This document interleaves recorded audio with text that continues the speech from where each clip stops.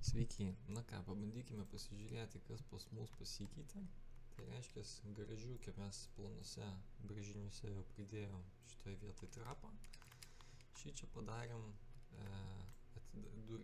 spintas įmontuojamas link lubų per visą sieną. Čia aš dabar palikau be durelių šitas dvi sekcijas, kad matytumėt, kaip sudėtos yra skalbimo mašina ir džiovyklė. Bet jas galima sudėti ir viena ant kitos. Tai jos bet kokiu atveju būtų uždarytos, bet kad suprastumėt išdėstymą viduj. Čia pas mus atsirado kriauklė. Šį čia galima kilus nori padaryti ir spintelės, bet nėra būtina. Toliau, koridoriai. Pas mus čia yra veidrodis, čia yra spinta, svetainė, virtuvė.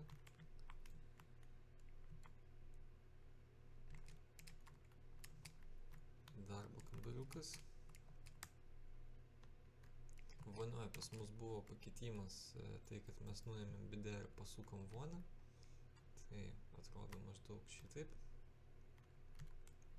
Dėl spalvų, kaip ir sakiau, mes dar grįšim prie to, dabar mums svarbu išdėstymas. Ir čia pakeitėm stalo ir spintos vietą.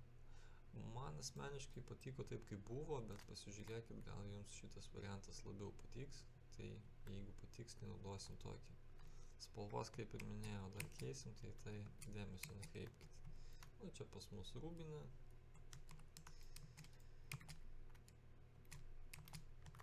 Miegamasis.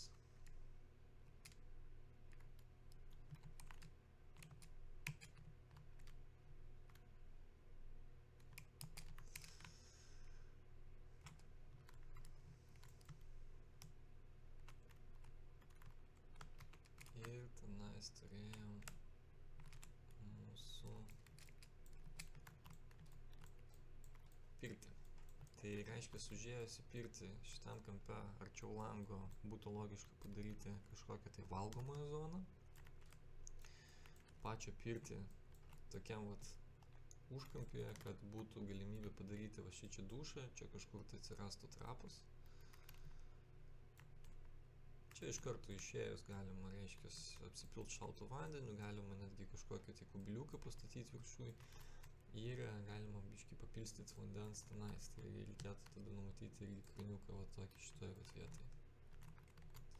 Čia toks mini arbatai, kavai, mini stiliukas. Galima ir šaldytuvą kažkur tai montuoti, bet vietos nėra labai jau ten super daug, bet jeigu yra noro, tai sugalvotume kaip. Nu ir čia pas mus užėjęs toksai privatesnis gaunasi sanmazgas, tualetas, nusiprausti rankas vietelę. Čia pas mus stovi mūsų boileris, jisai už tokios senelės gipsinės galėtų pasislėpti, kad labai jau akis neklystų. Ir čia irgi toksai stilviršiukas, čia galima vantas laikyti visokias smulkmenas.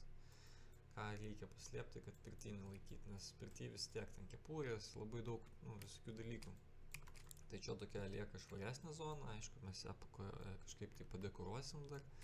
Dabar mums svarbiausia tiesiog pamatyti, kaip funkciškai tie stalai visi ir krėslai stovi kurioje vietoje. Nu ir tokia sauna gaunasi irgi nemaža pakankamai. Visai gražiai tokia su stikliniam durim. Tai maždaug taip atrodo išdėstymus ir lauksiu tada komentarų, kas patiko, kas ne.